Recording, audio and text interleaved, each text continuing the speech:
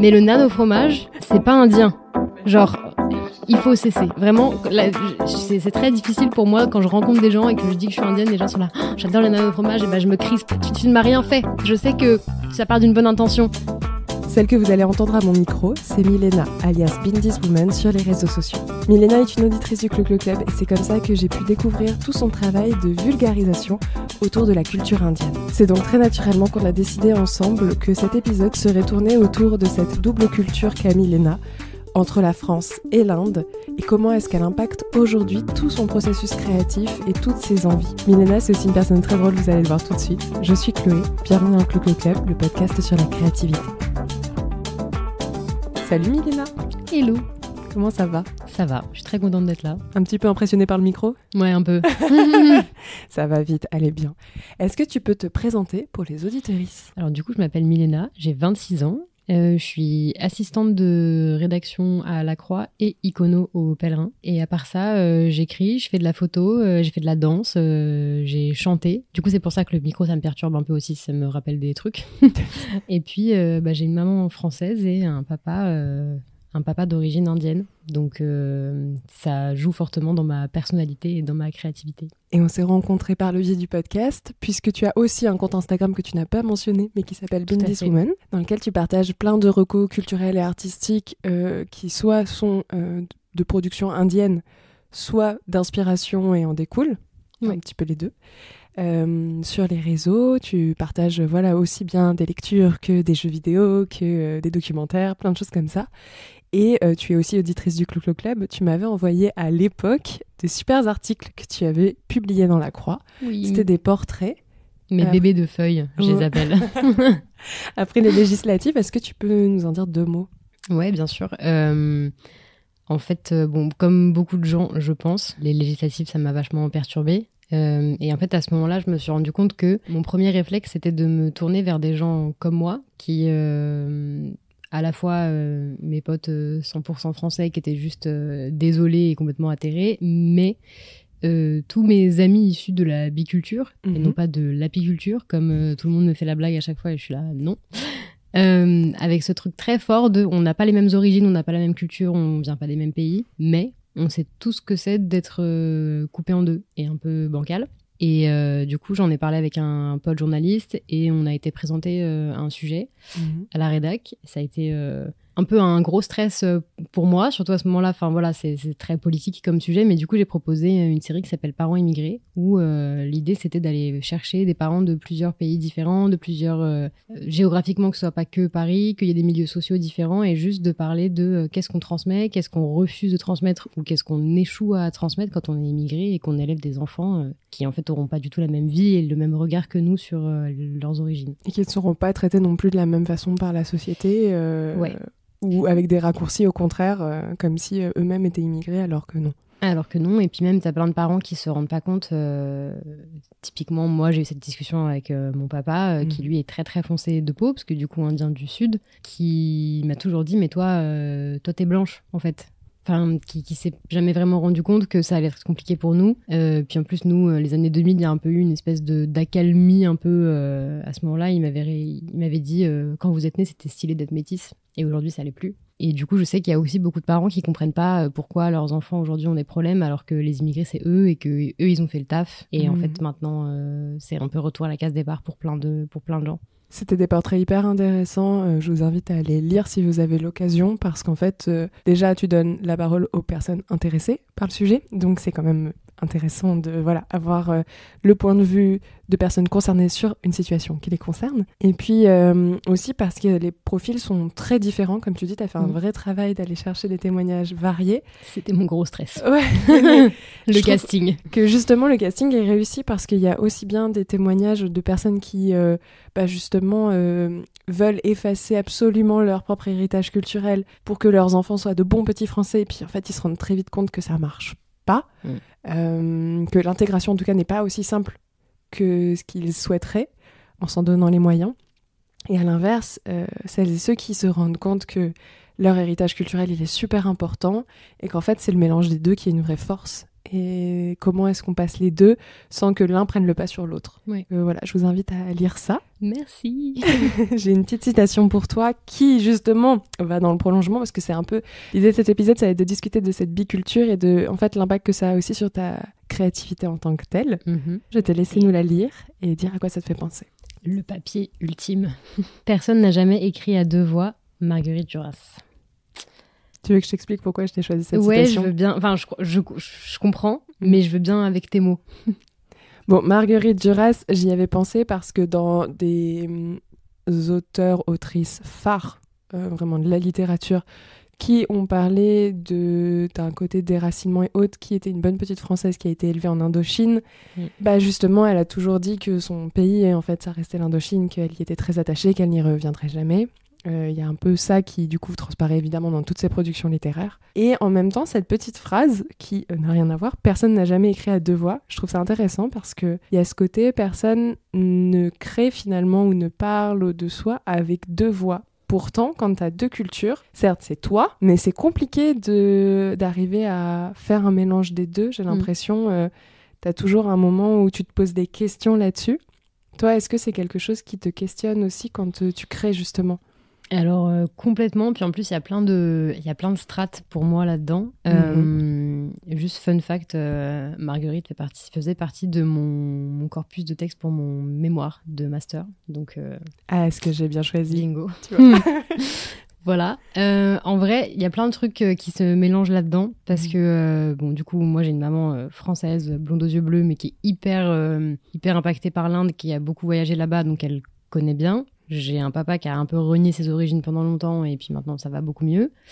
Renié au profit d'une identité plus française ? Oui, en fait ma grand-mère classique immigration n'a pas du tout transmis la langue à ses enfants par exemple. Et puis pendant une bonne partie de sa vie, elle disait qu'elle était française, ce qu'elle était de papier, puisque Pondichéry, les comptoirs, tout ça. Et puis elle a replongé dans ses origines indiennes, genre à 40-50 ans, notamment après quand moi je suis née, où moi mes tantes m'ont beaucoup dit, voilà, mamie était beaucoup plus indienne avec toi qu'elle ne l'a été avec nous. Et donc mon père, il a transmis par la bouffe, la meilleure chose, mais c'était un peu tout au début. Et en fait, ce qui est aussi important, déjà, il y a ça pour moi, comme dualité un peu. Et en plus, moi, je suis née à Vitry-sur-Seine et ma mamie, elle a vécu en cité toute sa vie, elle a choisi le roi. Enfin, pour moi, c'était une norme. Et à la fois, j'étais une gamine qui a évolué dans des milieux hyper bourgeois et privilégiés, parce que mon autre grand-mère était directrice d'école dans le 4e arrondissement. Ok. Et en fait, j'ai compris très tard pour moi que l'un valait pas... Enfin, que dans la tête des gens, l'un valait pas l'autre. Genre, le week-end, j'étais dans la cité de ma grand-mère et le reste du temps, j'étais à Saint-Paul, dans le 4e arrondissement. Et pour moi, les deux étaient trop bien. Juste différent. Et quand je parlais après de l'appartement de ma mamie à mes potes, ils jugeaient un peu. Et en fait, moi j'ai compris hyper tard parce que pour moi, c'était trop bien les deux. Genre c'était juste deux mondes différents. Et du coup, j'ai eu toujours beaucoup de mal avec, ok, t'es une personne racisée, ça joue fortement. En même temps, dans les cercles de personnes racisées, du coup, t'es une petite bourgeoise. Et à la fois, tu connais autre chose aussi. Tu sais, t'es pas juste une petite bourgeoise parce que t'as connu d'autres choses et que en fait, t'as toujours eu aucun problème avec ça.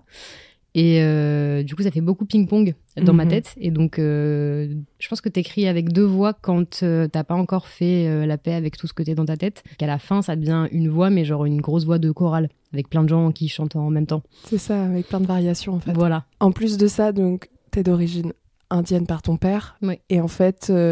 d'un point de vue culturel, c'est quand même une culture qui est assez peu mise en avant en France. Ouais, on est peu nombreux, parce qu'ils sont tous en Angleterre. Donc il y a très peu de... J'en parlais il y a pas longtemps avec une copine qui, elle, est franco-marocaine. Et en fait, on parlait de tous ces journalistes aussi, tu vois, Nesrine Slaoui, et toutes ces personnes hyper influentes auxquelles peuvent se rattacher les personnes maghrébines. Finalement, même dans le cinéma, tu vois, t'as Leila Bekti et compagnie et tout. Oui, il y a vraiment une grosse génération d'acteurs, d'actrices, d'artistes de manière générale qui viennent du Maghreb de par leur famille, pas eux directement, et qui ont en tout cas des noms à connotation et qui aujourd'hui réussissent très bien, ils sont visibles et mis en avant et ça fait du bien, quoi. Ouais, c'est ça. Et mais même quand on était petit, tu vois, je pense à genre classico Gad Elmaleh et Jamel Debbouze. Enfin, en fait, ils existaient quand on était petit. Et là, tu me demandes de penser à une personne influente indienne en France. Non. Les équivalents asiatiques au sens large. Ouais. J'étends aussi, aux autres pays d'Asie, effectivement, sont assez peu visibles, voire invisibilisés en France. C'est ça. D'ailleurs, je fais un petit shout-out, mais le média Diaspora, avec qui je bosse un peu par-ci par-là, ils ont fait... Il y a eu un article qui est paru dans le Figaro il n'y a pas longtemps sur la minorité modèle, pour dire qu'en gros, les Asiatiques et les Chinois, ils étaient super bien intégrés parce qu'on les entendait jamais et tout, ce qui en fait pose plein de problématiques. Et du coup, Diaspora a fait un article réponse à ça pour démontrer pourquoi c'était faux, biaisé, et puis en fait, comme d'habitude, qu'il fallait arrêter de taper sur les Arabes, finalement. Et du coup, c'est trop bien, vraiment, les articles de Diaspora sont trop chouettes, mais ça met bien en avant la façon dont on est découpé en diaspora et chacun dans des cases avec des clichés qui sont associés. Puis les Indiens, c'est beaucoup... soit c'est... vous êtes tous médecins ou avocats et vous êtes bons à l'école. Soit on se moque beaucoup de l'Inde c'est sale et l'Inde c'est dangereux et vous mangez avec les mains. Et en fait, un peu les dindons de la farce, globalement. Et moi, je l'ai vécu comme ça au collège ou au lycée et je sais que je suis pas la seule. Enfin, vraiment, il y a vraiment ce truc. Même des personnes d'origine marocaine m'ont dit, mais franchement, vous en prenez un peu plein la tronche sur les réseaux et tout. Et je suis là, oui. Et c'est quelque chose que toi, t'as vécu en plus de ça, en direct avec d'autres camarades. Ouais, des trucs pas... qu'à l'époque, j'étais vexée, mais je comprenais pas que c'était du racisme. Et qu'avec le recul, je suis là, waouh, avec...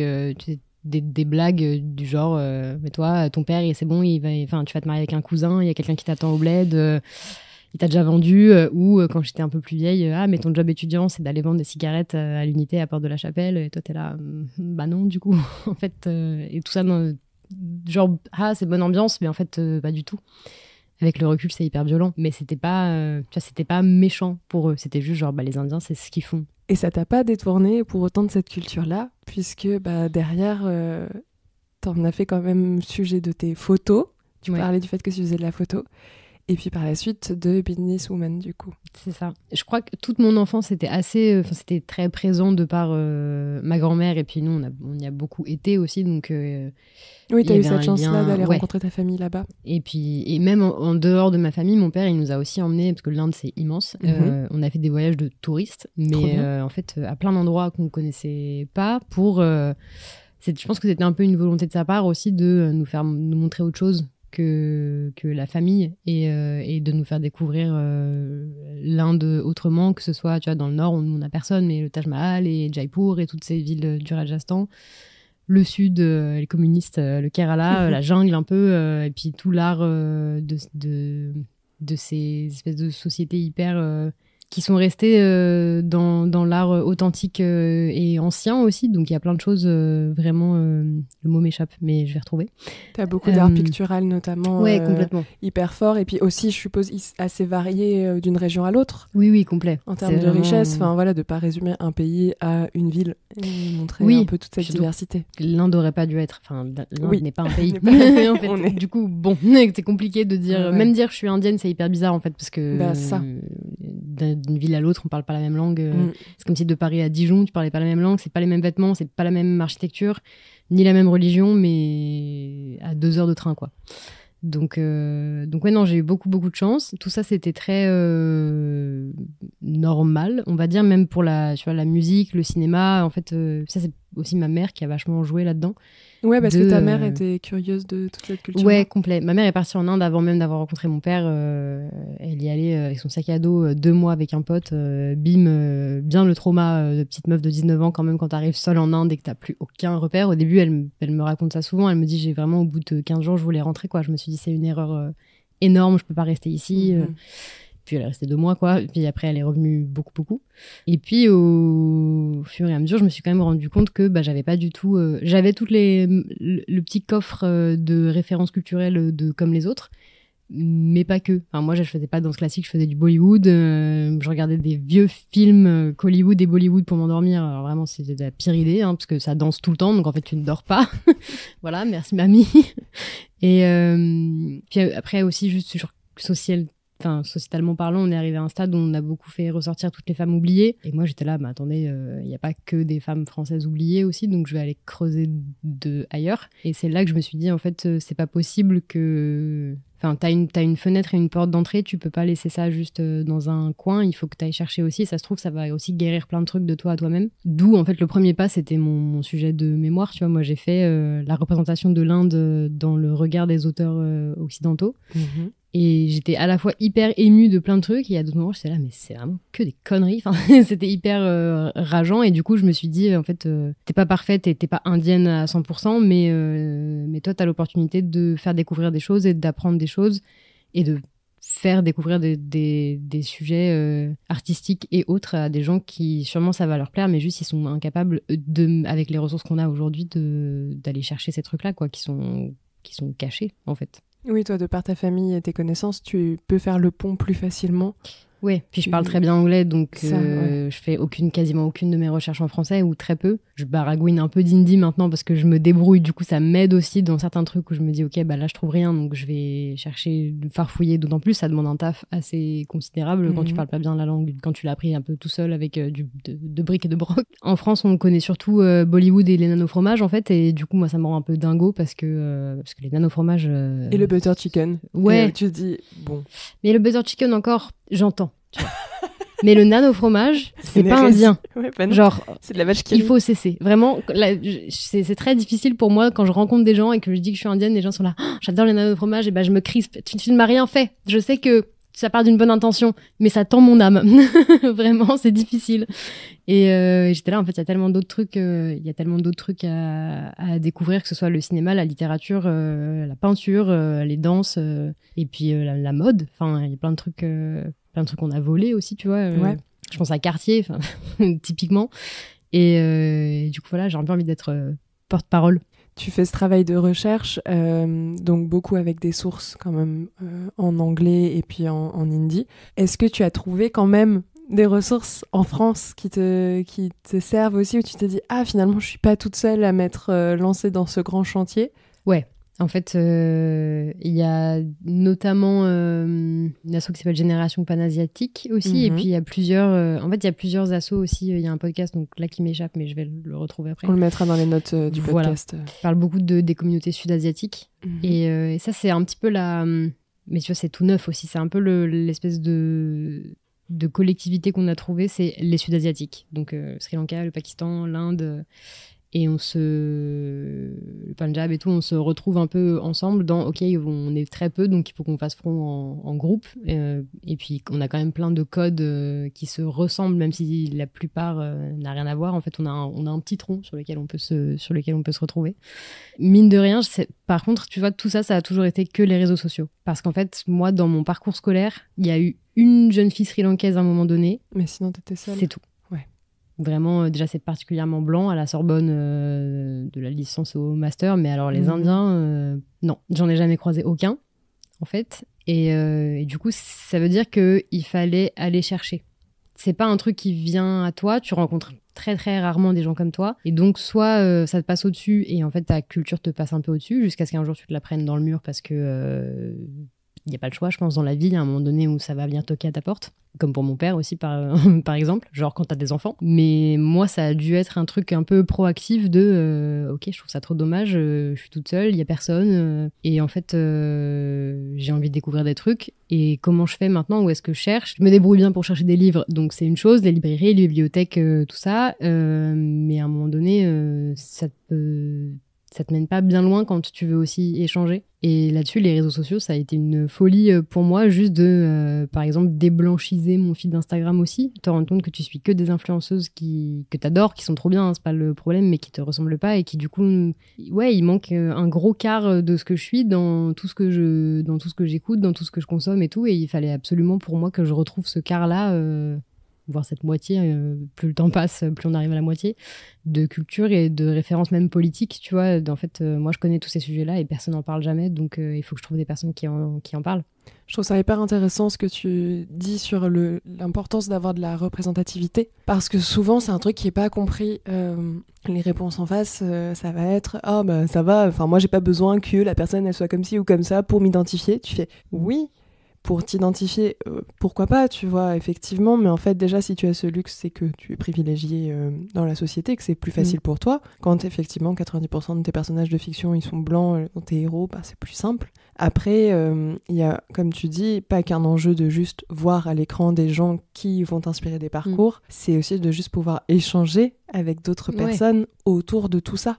Et d'une culture où, en fait, être curieux des autres cultures, c'est important. Et quand c'est la tienne et que ça en fait autant partie qu'une culture française, ben c'est d'autant plus important de pouvoir en discuter, savoir quel est le ressenti des autres personnes, comment est-ce qu'eux, ils l'ont vécu. Toi, tu vois, ta grand-mère qui a joué un rôle hyper important, je suppose que pour d'autres personnes, bah, ça va être leur mère ou leur père directement, ou un oncle, une tante, enfin, peu importe. Mais il y a plein d'histoires, et juste avec cette petite variante-là, vont pas du tout donner la même chose, pas le même affect, pas la même vision, même en fonction de la région, comme tu dis, aussi d'où tu viens, enfin... Il y a pas mal de podcasts là-dessus. Alors moi, j'en ai plutôt écouté et c'est vrai qu'il y a eu un peu aussi une mode là-dessus. Et ça reboucle un peu avec la citation que j'ai donnée au début, autour plutôt de témoignages sur l'ancienne Indochine et le Vietnam. Oui. Ça, pas mal de podcasts. Je vous mettrai peut-être les recos sur mon Patreon en l'occurrence, parce que voilà, il y a quand même pas mal de travail qui a été fait. Mais c'est vrai que j'ai rien entendu sur l'Inde et les rares contenus que tu peux trouver. Bah, ils sont anglo-saxons, ce qui est normal d'un point de vue colonial à l'époque. Mais en fait, la France a aussi été présente en Inde et c'est fou que ça ait totalement disparu des radars aujourd'hui culturellement, quoi. Ouais, c'est fou. Bah, typiquement, tu vois, je sais que dans les articles que j'ai sortis, il y avait une mamie indienne, là, qui est Jacqueline. Et il y a un monsieur qui m'a laissé un commentaire sous l'article en disant mais en fait, il n'y a pas à se poser de question. Si elle est née à Pondichéry dans ces années-là, elle était française. Point. Et j'étais là, bah, alors déjà, elle était... De toute façon, en plus, elle est née au Vietnam. Elle est née pendant la guerre, elle est arrivée tout bébé à Pondichéry, elle est restée 14 ans, puis après, on l'a mis dans un bateau pour qu'elle aille étudier à Bordeaux, quoi. Et j'ai trouvé ça tellement violent de genre, bah, en fait...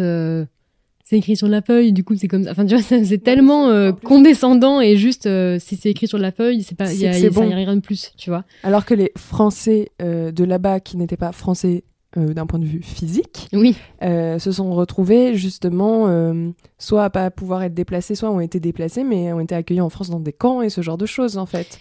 Le traitement n'a pas du tout été le même. Je connais très mal pour l'Inde, pour le coup, comment ça s'est passé, tu vois, par rapport à Pondichéry, mais je suppose que les conditions étaient quand même pas aussi... C'était pas pareil pour tout le monde. Peu glorieuse, quoi. Non. Moi, ma grand-mère, elle a eu de la chance parce qu'elle connaissait quelqu'un ici qui l'a accueillie. Mais si elle n'avait pas eu cette personne, ça aurait été la galère. Hein. Puis elle a fait venir elle a fait venir ses parents, elle a fait venir sa belle famille. Enfin, vraiment, elle a bien. C'était elle l'accueil après pour plein de gens. Et en fait, c'est vrai que quand j'ai lu ce commentaire, j'avais un peu un truc de. Mais est-ce que c'est vraiment aussi simple dans votre cerveau à vous ? Enfin, c'est pas possible. C'est pas possible que ça vous rentre pas dans la tête que, en fait... Alors oui, elle s'appelle Jacqueline, parce que la colonisation, mais en fait... Si tu la croises dans la rue, il y a peu de chances que tu la traites de la même façon. Donc là, tu la traites en parlant, à l'écrit, comme si tout était OK. Ouais, c'est clair. Tu vois, typiquement, mon père, il s'appelle Léonard. Une fois, il fait des interviews assez régulièrement, dont une sur Brut à un moment donné. Et il y a un mec qui a commenté sous la vidéo, c'était est-ce qu'il s'appelle vraiment Léonard ? Lui, il a plus une gueule à s'appeler Ranjit, tu vois. Et je me souviens que j'avais vraiment un truc de waouh. En fait, tu sais, mon père, il est là en costard et il fait une interview et t'es en mode. Comment ça se fait qu'il fait beaucoup d'interviews mon père fait genre 12 métiers en même temps. D'accord. Et du coup, il faisait une interview sur lui, un de ses grands chevals de bataille, c'est la fatigue. Et il a sorti un livre qui s'appelle Goodbye Fatigue pendant le Covid, parce qu'il est hypnothérapeute et du coup, il a reçu beaucoup de gens sur le sujet. Et du coup, il était là, tout le monde est fatigué et en dépression. Je vais peut-être donner mes clés, tu vois, celles que j'ai appris dans la vie et tout. Et du coup, Brut, la fatigue et Jean-Michel commentaire là. Et pour moi, c'est un peu la même chose, mais en opposé, tu vois, enfin le contraire de genre juste. T'es jamais à ta place. Papier, prénom, tête et commentaire. Et en fait, ça n'a pas de sens. Est-ce que tu vois la discrimination à l'embauche sur les CV, c'est ça ? Oui, c'est ça aussi. Clairement. Franchement, tout pareil. Du coup, une fois que t'as creusé tous ces sujets-là, que t'as trouvé plein d'infos super chouettes, t'en as fait quoi ? D'abord, j'ai bugué un peu. D'abord, j'étais là, je vais jamais y arriver, puis je suis pas légitime, et puis en fait, je suis française. Pourquoi coup, t'étais pas légitime ? Parce que c'est tout le principe du métissage, je pense. C'est le truc de genre, je suis très bancale dans mon identité. T'es jamais assez des deux côtés. Ouais, c'est ça. Et puis en fait, comme il n'y a pas beaucoup d'Indiens en France, j'étais là, qu'à cela ne tienne, apparemment personne d'autre va le faire, donc c'est pas comme si j'avais à un moment donné, il faut, puis au pire, ça intéressera personne, c'est pas grave. D'abord, j'ai vraiment fait une grosse période d'hibernation et de syndrome de l'imposteur et tout. Et puis, à un moment donné, j'ai commencé à écrire. Et les articles m'ont aussi donné beaucoup de confiance en moi. J'avoue, quand c'est sorti, j'étais là, ok, t'es capable de faire ça, donc tu peux faire un reel Instagram, ça va bien se passer. Tu parles de la série de portraits que t'as réalisée. Voilà. Et du coup, maintenant, j'ai genre des gros tableaux chez moi avec, tous les livres dont il faut que je parle, des femmes indiennes dont j'ai hyper envie de parler. Et puis tout, un petit peu, je veux pas ne jamais parler des choses qui vont pas en Inde parce qu'il y en a plein, comme dans tous les pays finalement. Mais j'ai aussi envie d'expliquer pourquoi on en est là sur ces trucs-là, dans quelle région de l'Inde est-ce que ça va bien mieux que ce qu'on pense, et en fait on n'en parle jamais parce que c'est toujours bien beau de faire des petits documentaires sur la misère en Inde, mais alors le reste on n'en parle pas. Et juste plein de trucs, que ce soit la sculpture, même la peinture, tu vois, j'avais lu typiquement un des gros trucs qui m'a vachement chamboulé aussi, c'est de découvrir Amrita Shergill. J'avais fait un post sur elle il y a un moment, qui était peintre dans les années 20 et qui était genre bisexuelle. Elle est née à Budapest, il me semble, et son père était indien. Et elle faisait de la musique et elle était peintre, et elle a avorté 2 fois. Et en fait, elle est complètement oubliée. Sauf quand on se rappelle d'elle, on la décrit comme la Frida Kahlo indienne. Ouais. Parce qu'il peut y en avoir qu'une, quoi. Oui, puis elle était un peu malade chronique, du coup, c'est pareil, tu vois, c'est une femme de couleur handicapée qui fait de la peinture, donc ça passe. Et puis elle est morte jeune, donc bon, voilà. Et gros coup de cœur pour cette meuf, et je me suis dit, en fait, il y en a d'autres, c'est sûr. Et depuis, je suis un peu dans un tunnel sans fin vers la découverte de ces femmes-là. Et tout à l'heure, tu as cité le jeu vidéo. Ça, pareil, j'ai trouvé ça trop, trop cool. C'est mon mec qui me l'a trouvé. Et cœur sur lui, vraiment, qui était là. J'ai trouvé un jeu indépendant fait par une boîte canadienne avec des Indiens dedans, et tout le jeu, c'est tu fais de la bouffe en tant que maman immigrée et t'essayes d'expliquer à ton enfant l'immigration et le lien au pays. Et lui, il veut être stylé au Canada, mais en même temps, il voit bien que ça te fait de la peine, qu'il refuse un peu d'apprendre à cuisiner et tout, que ça sent les épices, ça le gêne et tout. Et en fait, j'ai chialé tout du long, hein, c'était super. C'est des médiums autres pour toucher les gens, et pas juste... Il n'y a pas d'élitisme de médias quand tu essayes de raconter des histoires. Et d'ailleurs, ce jeu vidéo, tu avais fait un très bon reel dessus. Et je trouve que c'est aussi ta force là-dessus, c'est que tu fais un très bon travail de vulgarisation et de pédagogie en fait, autour de ces contenus. Parce qu'effectivement, quand tu tombes dessus et que tu connais pas, t'es genre juste « Ah, c'est cool !» Point. Oui. Ou « Tiens, qui est cette personne ? Je n'en ai pas la moindre idée. » Et pour aller chercher plus loin, t'as pas forcément le réflexe, tu le fais pas, ou tu te limites beaucoup à ce juste qu'on te donne. Et toi, tu fais ce travail-là de donner un peu un contexte, donner des informations, donner d'autres sources, et de pouvoir en fait avoir accès à l'ensemble et pas juste une toute petite partie d'une production artistique ou culturelle. C'est marrant que t'aies parlé du fait que ces contenus-là, tu t'es senti légitime à les faire, surtout une fois tes portraits publiés dans La Croix, alors que j'ai écrit ton premier post sur Bindis Woman, il date de 2022. Donc on est bien avant quand même. Ouais, de fou. La petite phrase qui allait avec, c'était « Par amour des couleurs, des éléphants, du masala chai et des bindi ». T'avais déjà la volonté de parler de l'Inde. J'avais la volonté, j'avais pas ce truc de je vais me prendre au sérieux. Enfin, je me disais, en fait, pour l'instant, tu fais ton truc et puis de toute façon, ça intéressera personne, et donc on va pas mettre les formes. Et du coup, j'étais pas régulière, je me sentais pas légitime.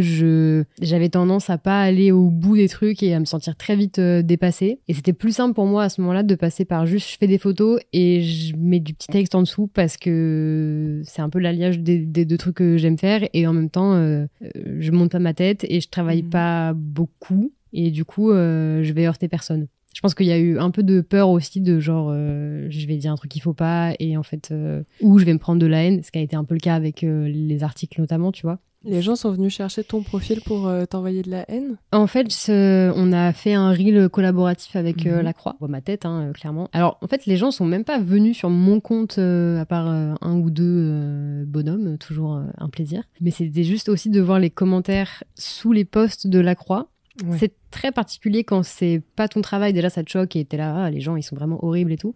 Mais quand c'est sous ton taf, c'est terrible. Parce que t'as qu'une envie, c'est de leur répondre et d'être là. Non, mais moi je sais la vérité, je vais te dire. Mais tu ne peux pas faire ça en fait. Et ça fait trop mal au cœur. Enfin, même juste moi en ayant, tu vois, il y a des parents que j'ai pas rencontrés du tout. Je les ai juste eu au téléphone. Et j'avais trop de peine. J'étais vraiment là, mais en fait, si je vous mettais dans la même pièce, jamais je vous leur dirais jamais en face. Surtout que j'ai vraiment choisi aussi. Enfin, j'ai pas fait cette recherche dans ce sens-là, mais ils sont très soft les témoignages. C'est-à-dire qu'il n'y a pas un parent énervé contre la France. Et Dieu sait que il y aurait moyen d'être énervé contre la France. Tous les parents là-dedans te disent que ils sont quand même contents d'être français, que ils ont de la reconnaissance, qu'ils sont très contents d'être là. C'est hyper nuancé, ouais. Donc en fait, si même ça vous dérange, je sais plus quoi vous dire. Donc j'avoue que ça a été un peu dur, mais je pense que aussi j'étais plus âgée et du coup j'étais prête à ces trucs-là. Tu t'y attendais un petit peu du fait que ça a été publié dans La Croix. Alors La Croix pour info, donc c'est quand même une revue catholique, mais qui a quand même cette dimension en fait de donner beaucoup d'informations sur l'international, assez d'ouverture, beaucoup d'informations aussi, voilà, sur des actualités humanitaires, enfin sur ce qui se passe dans le monde de manière générale et du point de vue des civils. Mais c'est aussi, de par son positionnement religieux, un média qui peut être consommé par des personnes de droite, donc qui ont un problème avec des sujets comme l'immigration. Et encore, on est quand même défini par beaucoup, même par les cathos, comme les cathos de gauche. Exactement. Sinon, on n'aurait jamais fait ça. De toute manière, on n'aurait pas accepté parents immigrés. Si. En fait, ça aurait même... tu vois, je l'aurais sorti de n'importe quelle manière. Là, je savais que j'avais une plateforme qui était quand même assez importante, mais j'étais prête au fait que que les gens ne seraient pas d'accord. Avec Pierre, qui est le journaliste avec qui on a bossé, on m'a fait une petite prep mentale de genre, en fait, c'est clivant, donc ça va parler. Toi, ton but, c'est que ces voix, elles soient entendues. C'est tout. Le reste, tu fermes les yeux, tu regardes pas. Tu regardes si tu veux, mais en fait, ça ne sert à rien. Puis l'important, c'est que ce soit lu, en fait. Derrière, que ça fasse réagir, j'ai envie de te dire, au moins les gens l'ont lu, qu'ils soient d'accord ou pas d'accord, l'info elle est passée. Ouais, puis même pour moi, le truc qui m'a fait chialer vraiment, c'est on a reçu une lettre de motivation pour un stage d'une personne franco-marocaine qui est en école de journalisme, en master, et qui, vraiment, premier paragraphe, c'était en fait, je candidate parce que Parents immigrés est sorti et du coup je suis plus à l'aise et j'aimerais vraiment venir chez vous, quoi. Et j'étais là, en fait, c'est pour ça que je l'ai fait aussi, c'est que je sais qu'il y a des gens, ça va changer leur vie de façon hyper pratique. Comme moi, il y a d'autres trucs qui m'ont fait le déclic. Peut-être que moi, je serais le déclic de quelqu'un d'autre. Et c'est vrai qu'il y a plein de gens que j'ai rencontrés qui étaient là, waouh, t'as sorti ça dans La Croix. Et j'étais là, en fait, oui, ils sont gentils à La Croix, tu vois. Oui, non, mais ils ont, ils ont une image qui leur colle à la peau, qui est un peu dure. Mais en même temps, on a repoussé Alban de Rostu. Oui, et puis encore une fois, par rapport à d'autres médias, facilement trouvé beaucoup plus vénère et beaucoup plus à droite, en fait. Donc, oui, là-dessus... Là, c'est parce qu'il y a une dimension religieuse et en fait, il y a une connotation. Et en France, peu importe la religion, rappelons-nous, quand même des sacrés biais et des sacrés raccourcis aussi.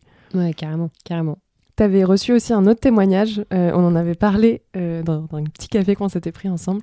Tu m'avais dit que grâce à ces articles, il y avait aussi des personnes qui avaient pu reprendre contact. Ça aussi, c'était trop mignon. Je veux bien que tu nous racontes. Ouais, Jacqueline, la petite mamie indienne, du coup, on a un courrier des lecteurs à La Croix, donc les gens nous écrivent régulièrement. Moi, j'ai reçu des lettres, tu vois, après Parents immigrés. Et on a reçu un mail d'une dame qui nous disait oui, en fait, moi, j'étais en 5e avec Jacqueline...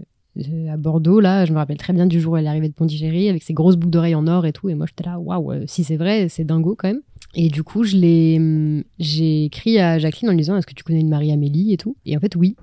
Et du coup, elles se sont retrouvées toutes les deux, elles ont pris un café, c'est trop contente. Et puis Jacqueline, je crois, elle m'a dit qu'elle avait retrouvé deux amies à Paris et deux autres à Amiens et une copine à Bordeaux. Et du coup, je me suis dit, purée, c'est trop cool, 84 ans et let's go la vie sociale, tu vois. Et puis pareil, son mari était prof de philo comme elle. Et un des élèves de son défunt mari, du coup, a lu l'article et m'a appelé en me disant, mais en fait, moi, c'était mon prof de philo préféré, ce monsieur, il a changé ma vie, je suis dévastée d'apprendre qu'il est décédé, est-ce que je peux écrire à Jacqueline et tout. Et donc moi j'ai fait relais aussi entre ces personnes de façon assez c'était hyper touchant, tu vois. Puis il y a un papa albanais aussi dans l'histoire, alors c'est différent, hein, mais qui lui explique pourquoi est-ce qu'il a renié une partie de sa culture. Et en l'occurrence, on s'est vu pour en parler et tout, et il y a des petits soucis avec sa famille mais pourquoi tu dis des trucs comme ça, c'est vraiment c'est pas possible de dire des trucs pareils. Et puis lui était là, en fait je le dis parce que c'est comme ça que je l'ai ressenti. Et puis son témoignage, il est génial. Enfin, moi c'est un de ceux qui m'a le plus marqué. Ouais, parce que justement tu l'entends pas habituellement, en fait. Ouais, de fou. Et ça aussi. Et c'est un papa féministe comme t'en vois pas souvent aussi, tu vois. C'est vrai qu'il me racontait des trucs, il me parlait de ses filles et j'étais là, waouh, c'est des choix de vie hyper intenses pour ces 2 gamines, quoi. Donc non, parents immigrés, ça a changé plein de trucs et c'est vrai que ça a quand même assis cette espèce de légitimité de maintenant t'as un portfolio entre, tu vois, je peux aller voir les gens et leur dire coucou, j'ai fait ça, du coup, est-ce que vous voulez bosser avec moi, tu vois, ce que je pouvais pas faire avant parce que je m'étais pas bougé les fesses, hein, disons les choses, tu vois, j'avais aussi Tu n'as que 26 ans. Voilà. Déjà. Oui, mais j'aurais pu ouvrir une chaîne YouTube à 14 ans et être millionnaire maintenant. Bah, si j'avais pas lâché tous mes blogs, t'inquiète que je serais là-haut. Mais non, mais c'est normal, vraiment, tu vois. On pense à eux. WordPress, Canal Blog. Non, mais c'est fou parce que dans tout ce que tu racontes, que ce soit ton identité, tout à l'heure je disais que tu faisais un peu le pont entre des cultures. C'est une formulation qui peut être mal prise, hein, j'en ai conscience, mais t'as vraiment ce rôle de faire le lien. Et en fait, dans ce que tu crées, tu fais vraiment du lien. Là, tu fais du lien aussi entre les personnes, tu fais du lien entre des cultures, tu crées ce lien-là dont t'es aussi le fruit, toi. Et je trouve ça hyper beau, déjà. Je suis le pont, en fait. Mais oui, un petit peu, en fait, d'une certaine façon, tu vois, et de montrer que ce lien-là, en fait, il est accessible. T'es d'autant plus légitime, du coup, à le faire, forcément. Enfin, tu vois, je me verrais pas, moi, petite Française blanche, aller dire... Alors, du coup, je vais vous expliquer l'Inde, là, tu vois. Et tu pourrais, en fait. Mais en fait, déjà, juste me renseigner et consommer, tu vois, tes contenus, être dans cette curiosité, être dans cette ouverture, je trouve que c'est déjà un premier pas qui est hyper important et il faut des gens comme toi pour créer ces liens-là et les expliquer. Et après, bien sûr, quand c'est ton métier, par exemple, je pense à des sociologues et autres qui viennent en parler. Très bien, il y a eu des études de terrain, c'est des personnes qui s'y connaissent, qui ont aussi ce bagage-là et qui font le travail de recherche que toi, tu fais à titre en plus individuel. Et en fait, c'est quand ça vient aussi de gens... comme toi et moi, en fait, que c'est fort et que ça passe pas que par des grands pontes ou des gens qui ont une légitimité par une expertise, mais juste une légitimité parce que, bah, en fait, ta grand-mère, elle te faisait la bouffe hyper épicée et que dès petite, t'avais l'habitude et qu'en parallèle, t'avais ta mère qui, elle, avait pas la même chose. Enfin, voilà, d'avoir un peu ce mélange-là... Puis j'ai eu de la chance avec ma mère, tu vois, d'avoir un parent hyper ouvert aussi. Hyper ouvert et puis très au fait de tout. Ma mère, elle faisait la danse Bollywood avec moi, tu vois, on faisait partie de la même troupe. C'est génial. En fait, on a fait des spectacles au Salon du Livre, on a dansé au Grand Rex il y avait la semaine du cinéma de l'Inde, genre en 2010, je crois, ou 2009, je sais plus. Et du coup, dans ma tête, c'était pas... je suis indienne quand je suis avec mamie, et le reste du temps, y a rien qui se passe dans mon indiennité, tu vois. Et ma mère, elle cuisine, elle mange des piments comme des frites, tu vois. Et moi, quand j'étais petite, mes copains, ils la regardaient genre, waouh, ta mère est trop bizarre, vraiment, c'est super fort et tout. Il n'y avait pas de scission là où tu pouvais peut-être en avoir un peu plus quand t'allais effectivement à l'école. Oui, c'est ça. Puis vraiment. C'est le monde extérieur en fait qui le crée. Ouais. Vraiment. Là-dessus, j'ai vraiment eu de la chance avec ma mère. Même de faire des voyages toute seule avec elle en Inde, sans mon père, parce que mes parents ont divorcé après. Et d'ailleurs, c'était hyper rigolo, parce que le seul voyage en Inde qu'on a fait un peu longtemps avec ma mère, on était au Rajasthan, on a fait plein de villes et tout. Et un jour, on est à l'hôtel et on est tous à la table du petit-déj et tout. Et mon père, qui débarque il était pas du tout censé être là. Hein. Et je pense qu'il y avait un truc de « oulala, mes enfants sont avec mon ex-femme en Inde, je vais passer une tête ». Tu vois, il était en voyage d'affaires ou je sais pas quoi. Et en fait, nous, on l'a regardé arriver au petit-déj genre oh, « mais qu'est-ce qu'il fait là ?» tu vois. Et c'était hyper drôle de se retrouver là. Ça faisait déjà, je sais pas, 8 ans que mes parents étaient divorcés, quoi. Donc là aussi, il y avait un peu... Enfin, c'est l'Inde qui a rapproché mes parents et on a passé le petit-déj ensemble et c'était trop cool, en fait. C'était hyper bonne ambiance. Et ouais, même le mariage de mes parents, ma mère, elle est en robe de mariée blanche, enceinte de 8 mois de moi-même. Et toutes ces demoiselles d'honneur et tout, elles étaient en sari, tu vois, en tenue indienne. Et je trouve ça trop cool. C'est plein de petites choses, même juste ma façon de m'habiller à moi, tu vois, de mettre un bindi régulièrement, d'avoir des gros bracelets et des grosses boucles d'oreilles en or et d'après d'être en noir, en mode je suis parisienne avant tout, mais... Et ouais, mais là pour moi t'as le parfait mélange. Alors c'est dommage, on n'a pas de capta vidéo. Là t'es arrivé, donc t'as des super belles boucles d'oreilles, vraiment toutes dorées avec plein de petites perles de toutes les couleurs et tout. T'as un collier avec un magnifique soleil, t'as une chemise de Natasha Bird. Voilà, donc qu'on embrasse. Avec des motifs, des fleurs, mais on est sur totalement autre chose, de plus satiné, de un peu plus sobre. T'as un petit bindi, effectivement, rose aujourd'hui. Et c'est vrai que c'est un mélange, tu vois, des deux en fait qu'on retrouve et aussi d'avoir une image plus moderne de ce que c'est l'Inde versus les clichés, comme tu dis, de Bollywood qu'on peut avoir en tête en se disant, bah du coup, c'est toujours être comme ci, comme ça, alors qu'en réalité... Déjà, ça dépend, je suppose, de ton statut social, ça dépend de où tu vis, ça dépend de plein de choses derrière. Puis l'esthétique n'est pas toujours, tu vois, il y a plein de gens qui disent oui, mais du coup c'est trop kitsch, la façon dont les Indiens s'habillent et tout, et je suis en mode en fait, c'est ce qu'on a bien voulu vous montrer au cinéma. On n'est pas toujours habillé en multicolore avec des chaînes en or et tout, hein. C'est pas des clips de 50 Cent Bollywood dans la rue tous les matins, tu vois. Et puis juste, il y a un savoir-faire, ça aussi c'est un truc que je recherche vachement, notamment là je bosse avec une galerie qui est trop cool, qui fait boutique de fringues / ils ont des livres incroyables / galerie. Et on en discutait justement parce qu'ils disaient les premières fois où ils ont ouvert la boutique, les gens croyaient pas que les fringues étaient indiennes parce que c'est des couleurs hyper sobres et tout, mais en fait c'est des matières nobles. Et puis le savoir-faire textile en Inde, il est immense depuis des millénaires. Et en fait, nous, on sait pas faire ces trucs-là. Mais c'est comme, enfin, je vais faire un parallèle que je connais un petit peu, notamment grâce à mon amie Caroline, que vous avez déjà beaucoup entendu dans le podcast, et puis aussi un très bon podcast d'Arte Radio sur la pratique du yoga. Si je vous retrouve le lien, je vous le mettrai aussi. Donc petit parallèle avec le yoga, je me suis spoil. Tout simplement parce que quand on le voit aujourd'hui en France, c'est dans des salles avec... il faut avoir la bonne petite tenue, il faut dire namasté et puis à la fin, t'as un petit matcha qui va avec. Il y a un peu ce côté de c'est un moment bien-être où t'en fais un peu des caisses aussi autour, mais c'est très lisse, très esthétique. Alors qu'en réalité, le yoga, tu peux le faire peu importe ta morphologie, en pyjama. C'est une pratique pour le corps et l'esprit. Et en fait, il n'y a pas une bonne façon de le faire. C'est plus une habitude et ça rentre dans ton quotidien et c'est pas toujours respecté. D'ailleurs, c'est pour ça, booker les cours de Caroline qui, elle, fait hyper attention à ça, justement. On embrasse aussi. Tellement. Mais non, puis le yoga, c'est sûr, l'appropriation culturelle du yoga, elle a été hyper violente pour plein de gens. Et puis d'en faire un truc effectivement hyper lisse, alors que t'as plein de pratiques de yoga qui sont sacrées quand même, tu vois. Voilà. Puis t'as du yoga du sexe, accessoirement, tu vois, le yoga le tantrisme et tout, tu vois. Ça, c'est marrant, mais on n'en parle jamais. D'ailleurs, je suis tombée sur ça, il faut absolument que je te mette la ref. Je suis tombée sur un compte Instagram d'une sexologue indienne qui doit avoir genre 60 ans et qui parle vraiment de cul. Et qui déconstruit les tabous de la sexualité qu'on a notamment en Inde, tu vois, et genre l'hymen et le vaginisme et comment on fait un plan à 3 si on est religieux, enfin tu vois, des trucs lunaires. Et elle est là avec son sari, elle a des grands cheveux blancs et tout, et j'étais en mode voilà, typiquement vraiment je vis pour ce genre de découverte de genre en fait si on peut parler de sexe et être indien, tu vois, typiquement c'est ce genre de truc. Et c'est pas que le Kama Sutra. Ouais, aussi tu vois dans les raccourcis. Accessoirement, vraiment, le Kama Sutra. Oui, puis le Kama Sutra, c'est pareil, c'est parce que, c'est des textes sacrés, pareil, tu vois, c'est hyper philosophique, c'est hyper intense. Tu peux chialer aussi en lisant des trucs terribles parce que c'est un autre siècle, tu vois, mais c'est pas juste trop bien. Il y a plein de positions. Trop bien, faisant une brouette. Exactement, voilà. Clairement, vraiment. Juste dernière petite question parce que t'en as parlé, mais on n'est pas trop rentré dans le détail. Tu fais de la photo.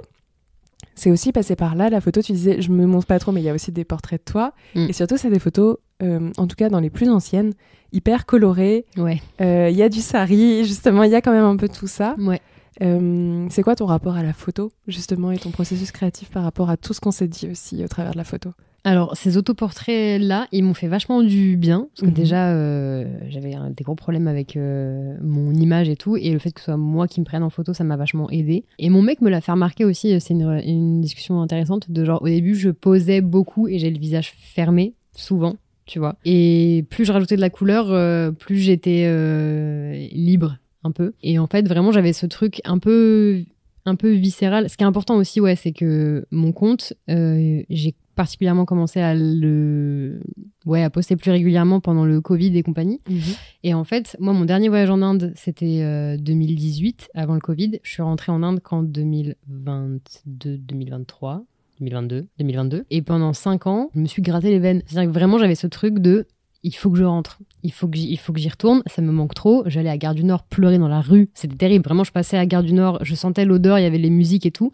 Oui, parce que pour les non-parisiens, c'est juste au-dessus, vous avez la Chapelle, etc. C'est le quartier où il y a, pour le coup, tous les restos indiens traditionnels. Si vous voulez manger hyper bien, moi j'ai découvert ça très tard, notamment par Caroline. Encore une fois, que je remercie pour ça. Mais c'est là où vous pouvez retrouver en fait même juste des boutiques et autres de tissus et tout ça de culture indienne. C'est vraiment ce quartier-là à Paris. Ouais, Strasbourg-Saint-Denis, Gare du Nord et tout. Et du coup, je pleurais beaucoup. Et j'avais ce truc de j'ai besoin de. La phrase que je disais souvent, c'est j'ai besoin de faire vivre l'Inde ici. Ouais. Vraiment, je sortais tous les saris de mon armoire et j'étais là, je veux faire un fond avec un truc et je vais draper mon sari et je vais m'habiller. Et en fait, ça passait par ça parce que j'avais rien d'autre. Et surtout, j'avais pas beaucoup d'Indiens dans mon entourage, ni de personnes avec qui je pouvais parler ces trucs-là. Et du coup, c'était un peu de la performance, tu vois, et comme du câlin doudou de sari finalement. Et quand je suis retournée en Inde en 2022, là, toute seule avec mon oncle, là, c'était très différent pour moi parce que je me suis rendu compte, comme c'est le moment où j'ai commencé à apprendre l'hindi et où, entre-temps, je m'étais beaucoup renseignée, j'avais fait la paix entre mon moi d'enfance petite indienne à moitié et ok, je suis une adulte maintenant, elle est où ma biculture? Et je me souviens, 2018, quand l'avion a décollé, j'ai pleuré les 10 heures du vol, avec la sensation très étrange qu'il y avait une partie de moi qui me regardait décoller en mode tu rentres, mais en fait, t'as laissé un bout de toi ici et ça me déchirait le cœur. Et là, quand je suis revenue, je me sentais beaucoup moins déchirée parce que c'était pas je peux être indienne en Inde et quand je rentre ici, je le suis plus du tout. J'ai plus besoin autant de la performer, mon identité, tu vois. Je suis plus coupée en deux, en fait. Je suis toujours un peu bancale parce qu'effectivement, je serais toujours trop blanche là-bas et trop café au lait qui a mal tourné ici. Mais c'est bon, maintenant je sais ce que je veux dire, je suis sûre de mon discours, je suis très à l'aise avec qui je suis. Je suis hyper contente de rencontrer d'autres gens et justement que tu vois, il y a pas très longtemps j'ai rencontré une meuf qui est d'origine indienne qui a 18 ans et en fait ce qui m'a dit mais purée c'est grâce à ton compte que je me suis un peu reconnectée à mes origines et c'est trop bien et du coup j'ai été manger, j'ai fait ça et j'ai posé des questions à ma maman.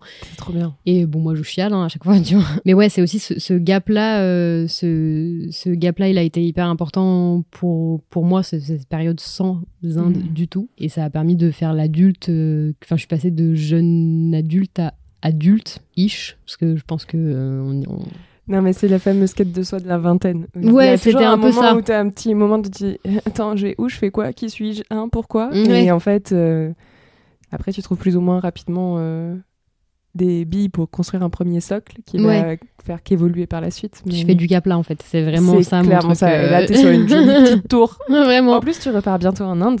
Oui. T'as fait tes billets là pour cette année. En fait, je devais emmener mon chéri. C'est la première fois que je pensais emmener quelqu'un. Ça aussi, je pense, c'est un marqueur intéressant. On devait partir tous les deux 3 semaines et finalement, il va travailler. Et du coup, il ne partira pas avec moi, mais on partira cet hiver, je pense. Je lâche pas l'affaire. Et du coup, là, je pars avec ma famille. Et je vais retrouver mes cousins et tout pendant 2 semaines et demie et ça va être très bien et je suis déjà je pense à mon départ et tout je suis trop contente et pareil j'ai réfléchi un peu à est-ce que je vloguais, est-ce que je faisais des trucs, est-ce que je faisais du contenu et tout et du coup j'ai fait une petite liste et je suis en mode si je le fais c'est trop bien, si je le fais pas c'est pas grave et à la limite je demanderais peut-être tu vois sur Be This Woman est-ce qu'il y a des choses que vous voulez savoir, est-ce qu'il y a des trucs que vous voulez que je filme, est-ce que tu vois n'hésite pas. Ce serait hyper intéressant mais j'aimerais faire 1 an sur 2 maintenant. C'est très difficile, c'est un sujet qu'on n'aborde pas assez, mais avoir des origines à l'autre bout du monde, quand t'as un petit peu une conscience écologique, bah ouais, chiant. Clairement. Un petit bilan carbone. C'est pas, je peux pas prendre le train, je peux pas prendre le bateau, ou alors faut que je pose 6 mois de congé, quoi. C'est un peu relou. Non, et puis après, par rapport à d'autres personnes qui le font alors qu'elles n'ont pas d'origine et qui le font pour un week-end de 3 jours à Rome, pour ensuite reprendre l'avion pour repartir ailleurs. Enfin, faut aussi doser. Ça veut pas dire qu'il faut pas soi-même en avoir conscience et faire des efforts. Loin de là. C'est juste que quand t'es dans une situation comme ça, effectivement. Où on parle en fait de toi et de ta famille, de tes origines. Enfin, il y a aussi une réalité qui est que c'est important de voir ses proches et surtout si t'as une partie de ton âme qui est là-bas, quoi. De fou. Puis c'est très compliqué, ça aussi, tu vois, c'est très compliqué pour eux de venir ici. Les visas sont beaucoup moins faciles à obtenir, ça coûte une blinde. Déjà pour nous, c'est cher, mais alors pour eux, d'autant plus. Donc c'est à nous d'y aller, en fait.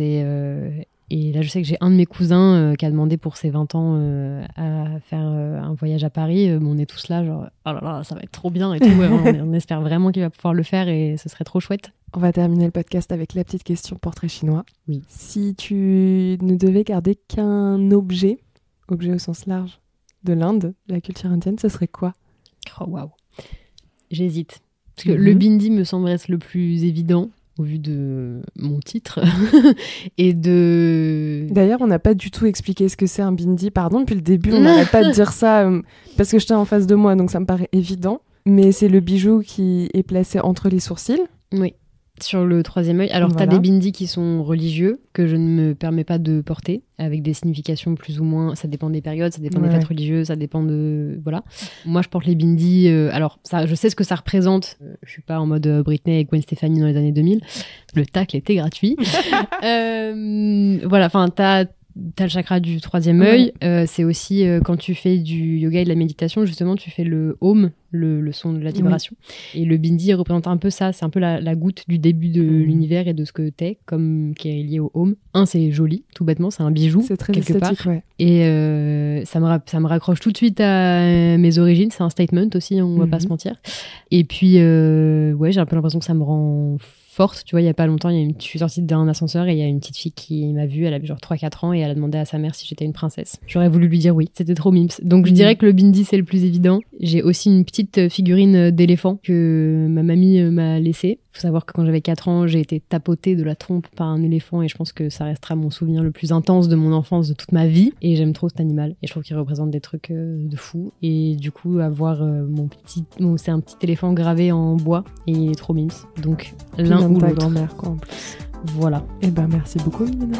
Merci d'avoir écouté le Clo-Clo Club. J'espère que cet épisode vous a plu. Pour suivre Milena, rendez-vous sur Instagram @bindiswoman. Je vous ai mis tous les liens en description de cet épisode comme d'habitude. Vous pouvez vous abonner au podcast sur la plateforme d'écoute que vous êtes en train d'utiliser. Ça vous permet de recevoir une petite notif quand il y a un nouvel épisode chaque semaine. J'en sors un tous les mercredis. Vous pouvez également me laisser 5 étoiles et un commentaire sur Spotify et sur Apple Podcast. Ça aide au référencement du podcast afin qu'il soit découvert par plus de monde. Vous pouvez également me suivre sur les réseaux sociaux @clocloclub sur Instagram, TikTok et Threads. Et enfin, pas des moindres, si vous voulez un épisode bonus, rendez-vous sur mon Patreon. En vous abonnant, vous avez accès à plein d'articles dans lesquels je partage mes processus créatifs, où est-ce que j'en suis aussi dans le podcast, des recommandations culturelles, etc. Mais aussi un épisode bonus chaque mois que j'ai intitulé le Nouchcast, puisque Nouchka est mon chat et que c'est un peu elle qui voit tous les coulisses du podcast et plus largement de ma créativité tout au long du mois. Ça me permet d'aborder d'autres sujets un peu plus intimes et de vous en dire un petit peu plus sur comment fonctionne le podcast aussi via ce format réservé du coup juste aux abonnés payants. Merci à celles et ceux qui prennent le temps de le faire et moi je vous dis à mercredi prochain pour un nouvel épisode. Bye!